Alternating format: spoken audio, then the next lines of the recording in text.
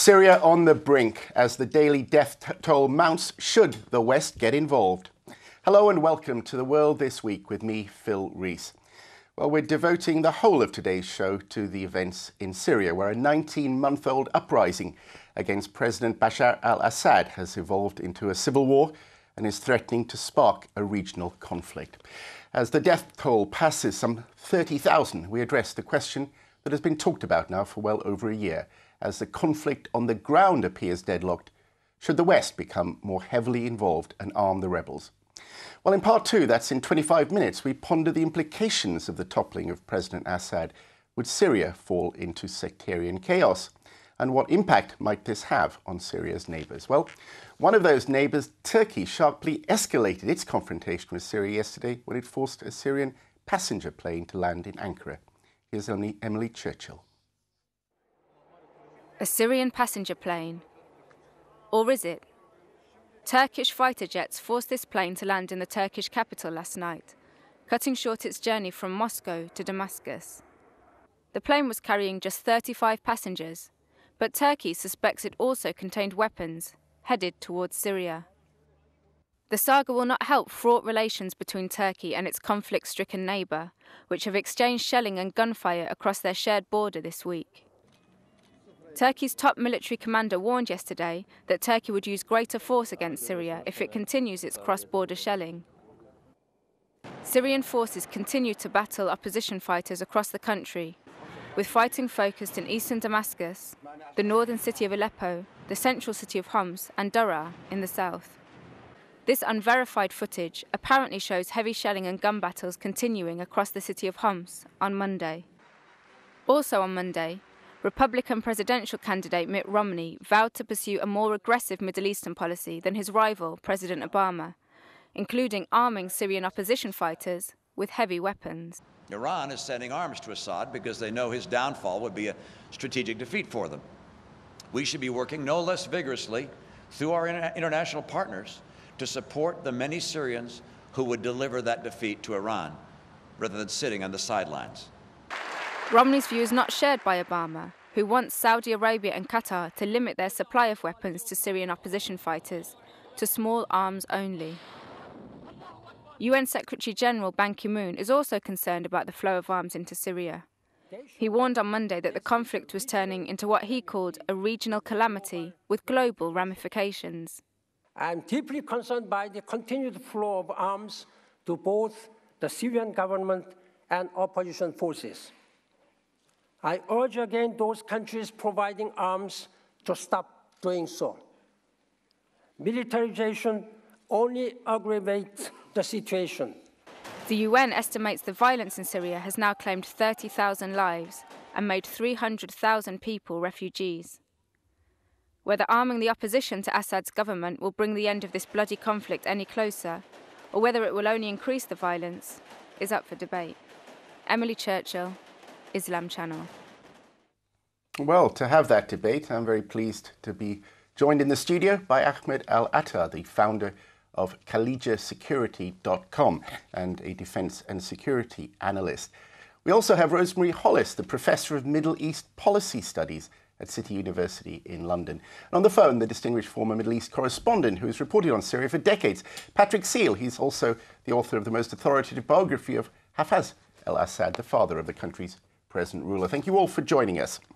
Could I turn to you, Ahmed Al-Attar? Do you think more arms would do any good? I think giving the more moderate factions of the Syrian resistance forces heavier weapons would definitely allow them to hold their ground more effectively and avert the compromise of their military capabilities, which would then lead them into attacking softer targets, civilian targets, engaging in terrorism, asking possibly terrorist groups for assistance. So I believe that giving them the equipment that they need in order to keep this a conventional war is of the utmost importance. Yeah, but I mean, the signals that were coming out of the State Department, of course, earlier in the week, is that the United States is concerned because they don't believe that the moderate groups, as you call them, can keep them to themselves, that other groups will take hold of them. Well, I think it's a matter of getting a proper intelligence and doing proper intelligence analysis on each of the different groups and trying in some way, I'm not saying it's going to be perfect, but trying in some way to create an incentive program through the distribution of these weapons to the more moderate factions and possibly getting more extremist factions to become more moderate through this program. Professor Hollis, yeah, I mean, you know, more arms for peace? Well, I don't think you can calibrate this from the outside. I think that's the whole point of the dynamic at work in Syria. It's beyond the power of any of the single players now involved, including the United States, to impose a solution. And so they can only do it by proxy, and it's almost been a crisis unfolding in slow motion. And it's reached the point where, in effect, the United States and European players are very firmly backing the rebels in many ways. And by refusing to give them heavy armour, they are essentially courting disaster for them. But do you think that's a deliberate policy in any way? I mean, do you think the West might quite like this situation at the moment? They can't argue at the UN. You notice what Ban Ki-moon said in your earlier clip. He called on both sides to desist from arming the people fighting each other inside Syria. He didn't call on only the United States not to send stuff in. And it won't actually do the rebels any good, the fact that Assad regime is using heavy armour, they're not getting support. I'm afraid I don't agree that it would be possible with intelligence and so on to marginalise the volunteers who are battle-hardened from previous conflicts, most recently Iraq. I'm talking about Al-Qaeda type elements. And there is effectively an effort going on the part of the rebels to draw in the external powers, but they can't have it both ways. If they refuse to come to the rescue of the rebels who are under bombardment, and they also prevent them getting heavy armour, then what do they think they're doing? Patrick Searle, I mean, if I could draw you in here, I mean, you've been against Western military intervention all along. I mean, is it a kind of I told you so, do you think? Well, as you say, I've been in the beginning that Sorry, Patrick, I think you're breaking up. We're just about losing the signal. I know you're only in the south of France, but perhaps we'll try and get you back. Sounded as if you had a big frog in your throat. But anyway, I mean, Ahmed Al-Attar, isn't there a problem, though, with arming the rebels in this sense, that the international order that was crafted after the Second World War basically only allowed this kind of intervention only for, in a way, for two reasons, really. One is if a nation is attacked in a blatant way, which is not the case here. Secondly, if the UN Security Council approves military action. And in this case, it's quite clearly not going to do so, unlike in Libya. So in that sense, any kind of further military involvement would be illegal in the first place. I guess, yes, it would be illegal, but really what is the option? You have Russia supporting genocide in Syria and supporting the Syrians in the UN Security Council. You have the Chinese between supporting the Syrians and between not supporting the Syrians, sending different signals. I mean, what alternative do we have? 20,000 people have been killed in the past 6 months. This is one statistic. 30,000 since the past 19 months, but 20,000 since the past 6. Now, extrapolating for this over the next year, that's another 40,000 people if the amount or if the casualties remain the same. The degree to which this genocide is taking place really makes it very urgent that there be international intervention, both in supporting the more moderate elements and with intervention in other ways. Okay, well, Patrick Searle, you've been listening to that. Sorry we lost you earlier. I mean, you know, according to Ahmed Al-Attar here, there's no option because of the sheer volume of death that we've seen already and the prospect of, what, another 20,000 in 6 months. There'll be more death struck and bombed. I mean, we never led, I think, by the success of the revolution and Tunisia. Above all, they were persuaded that if they could have a bit of a fight, the Western powers would intervene to topple the regime as they had done in Libya. the Libyan precedent led them astray. As it was very clear, I think, at the beginning, in this part here, there is no appetite west and no capability in the east for an external military intervention in favor of the rebels. So the rebel strategy of trying to trigger a foreign intervention by provoking massacres or indeed carrying them out themselves and blaming them on the regime, this failed. All right, Patrick, I'm sorry. We do seem to have a problem with this line. Your voice is coming back and forth. We got a gist of that, but look, we're going to try to come back to you. I think we'll try and give you a call instead. So hopefully we'll get a clearer line with you then. I mean, Rosemary, Hollis, I think we gathered just a little bit about what Patrick Searle was saying there, but that is a fact that, you know, the West is kind of arming already, and the prospect of greater arms is only more war and more bloodshed. I mean, there's a kind of logic there, isn't there? There certainly is a logic, actually. But effectively, I think what I'm saying is that the conflict and the suffering has now gone to such an extent that there's almost nothing that the outsiders can do. But should they just sit back and sit on their hands then? I mean, that's a... You know, that's the kind of thing that, you know, would be some would find shocking, as Ahmed Al-Attar would. That's probably the only alternative to arming the rebels. Other than that, you know, another 20,000 in 6 months. You're saying that it's best to sit back and do nothing because that will lower...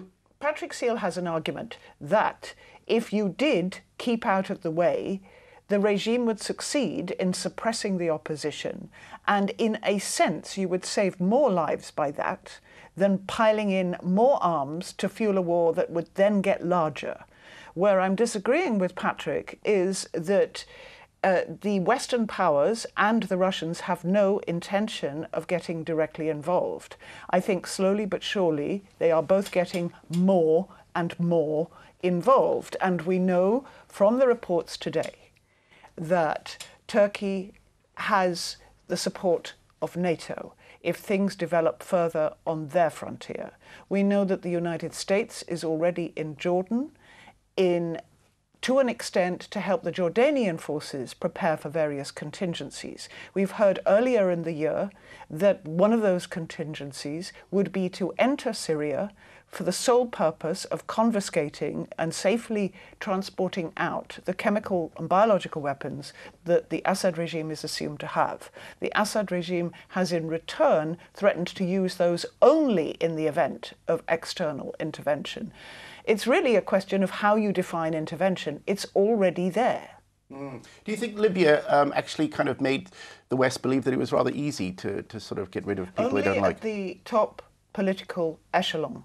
The military in the West have said all along, we would take casualties in a way that we didn't have to do in Libya if we intervened. We would get bogged down, and it's not amenable to solely air and sea operations. Yeah. Sorry, Ahmed, I want to get Patrick Searle in and to give him a fair shout, because I'm afraid we've had some problem with his line now. But I mean, is it fair to say that you know Syria very well, that the human and territorial geography of the nation doesn't lend itself to intervention either in the way that perhaps the deserts of Libya did? Well, the army is quite a powerful army. Their air defenses are fairly strong. The army is 300,000 or 400,000 or 500,000 strong if you include all the various other units. Now, nobody wants to get in there with boots on the ground. The United States is trying to withdraw from Middle East conflicts. Iraq, Afghanistan, they've had enough of that. And there really is no appetite at all in the West for intervention. So the fundamentals of the conflict have been largely unchanged from the beginning. The balance of military power remains in favor of the regime. The opposition is greatly divided. Russia and China protect the regime at the United Nations Security Council. So for all these reasons, there have been some new developments. I mean, one new development, of course, is the large numbers of Salafis, jihadis, call them what you like, Al-Qaeda, ex-Iraq, coming in to the country and carrying out suicide bombings. Another important development is, of course, the way that Turks have become increasingly involved by these exchanges of fire across the frontier. But the Turks themselves themselves, I think, have become more cautious now. They don't want more refugees. They're frightened of increased Kurdish militancy. So is there a way out of this conflict? Now, I believe the Western powers were greatly mistaken in sabotaging Kofi Annan's peace plan when he was the UN and Arab League envoy. They wanted the regime to cease fire, to stop firing, while they armed the rebels, which is a contradiction in terms. A ceasefire must be imposed on both sides as a preliminary to a negotiation, overseen, in my view, by regional powers, with the Western powers kept out of it. Regional powers like Egypt, Saudi Arabia, Iran, Turkey, as the Egyptian president, Mohamed Morsi, recommended. Okay, let me put that to Ahmed Al-Attar. I mean, fair point, isn't it? You know, let's have peace, let's have a regional conference rather than just supplying arms.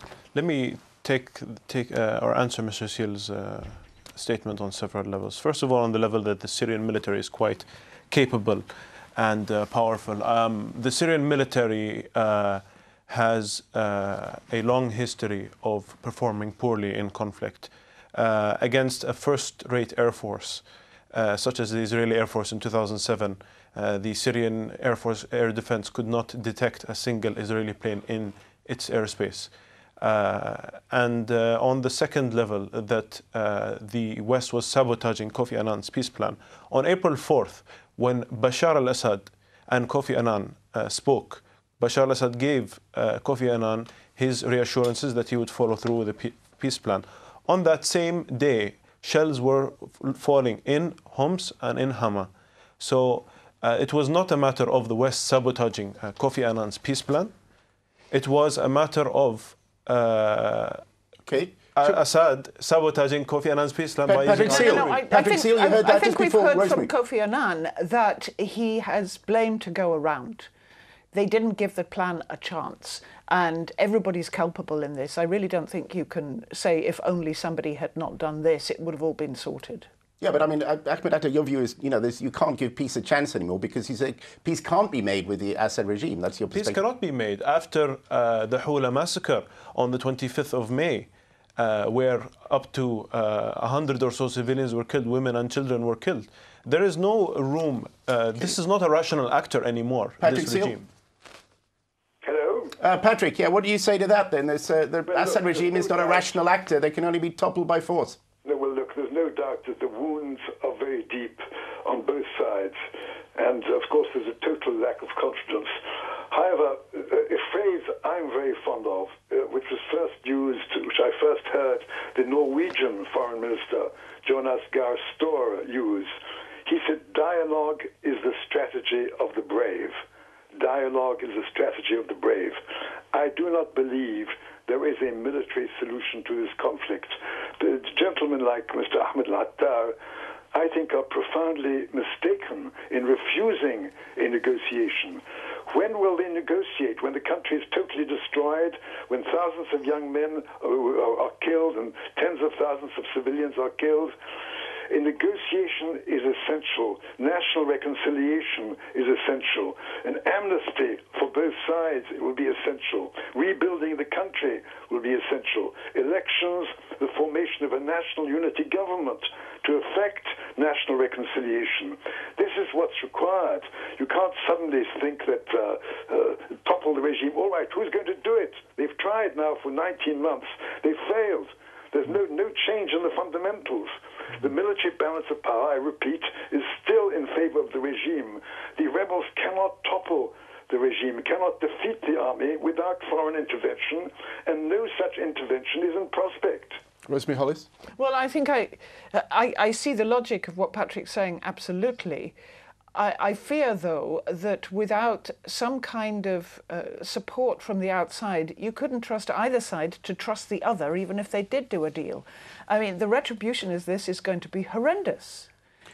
Families are affected across the board. Because, what do you want? I mean, we'll be coming to discuss some of that in the second part here, but what do you want for the people who arm the rebels to actually achieve? What do you want them? I mean, topple the regime, fine. In the end stage, we're looking at one of the two options. First, we don't arm the rebels, and eventually Assad is toppled, and the rebels have been completely and totally radicalized, and then they eventually, and the demise of Assad has been noted as eventual, they eventually, if they are in power, what will happen to Syria then?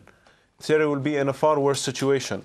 So I think that he should be toppled while the situation is not as bad. Who should topple him, though? Do you think the West should? I mean, you think the West should come in? You're calling for Western intervention? I'm calling for not only Western intervention, NATO and GCC intervention, as was in Libya, in the form of air cover and air support for the Free Syrian Army or the moderate Syrian Army rebels. So, I mean, Patrick Searle, do you see that a kind of NATO with the GCC becoming a kind of Western ally in the kind of new Middle East? Do you see that kind of emerging as a successful power bloc? That's totally unrealistic, unfortunately. Nobody is prepared to lose their own troops. Nobody is prepared to put boots on the ground or risk their aircraft. Nobody. The Emir of Qatar called for an Arab military intervention. This is laughable. Which country, which Arab country is going to intervene in Syria? Well, all right. Who? Well, you know, as we saw in Libya, there were ground forces and special forces from several Arab countries, and there were air forces involved in Libya. And Qatar said, what, two planes, didn't it, F-16? I mean, it wasn't exactly... Qatari special forces were involved on the ground. Qatari Ratel armored carriers were involved on the ground. The Qataris were training and arming the Libyan military. Several Arab armies were training and arming the Libyan military covertly. Okay, Rosemary, I mean, do you think it's kind of surprising that you've got so many Arab, particularly Sunni Arabs now, calling for kind of Western intervention? I mean, is that ironic? There were some very special circumstances in Libya, and there was an attempt by Washington, supported by the French and the British, to try and make the situation with the Syrians resemble that with the Libyans. And one of the stumbling blocks they came up against was lack of unity amongst the elements fighting the Assad regime and opposed to the Assad regime. And in those circumstances, they're having constantly to recalculate the risk, and actually the risks of involvement keep going up. Another thing here is that I'm not quite sure where Patrick is getting the idea from that the regional powers should sort of support the Syrians through an agreement and a reconciliation process, perhaps in the way he has in mind that the regional powers did with the Lebanese at the end of a 15-year Lebanese civil war. But they were at the end of that war. Everybody had tried to help somebody win before that. And that's the phase we're in now. Well, I mean, just very briefly, Patrick, you probably reported on the TAFE agreement that ended the Lebanese war. You were in Beirut at that time. What do you think about what we've just heard, that actually nobody around there will be able to bring a peace agreement together because nobody's got any vested interests? Well, look, I believe the regional powers have a real interest because of the dangers of the crisis spreading. The real problem is the Islamization of the uprising. The Muslim Brothers and their allies, their Salafi allies, which are by far the strongest element in the opposition, they don't want to negotiate with the regime, and the regime does not want to negotiate with them. There's too much bad blood between them. There's more than half a century of mutual hatred. So that is the real problem. So unfortunately, it doesn't look so good from that side. However, I believe there are some signs of hope. All right, Patrick, look, let's leave it at that. I knew you were going to stay with us for the second half, but we're afraid we're coming to a break now. But thank you to our guests here. In part two, as the violence spirals, sectarian divisions are rising. Well, what would a post-Assad Syria look like? Please stay with us.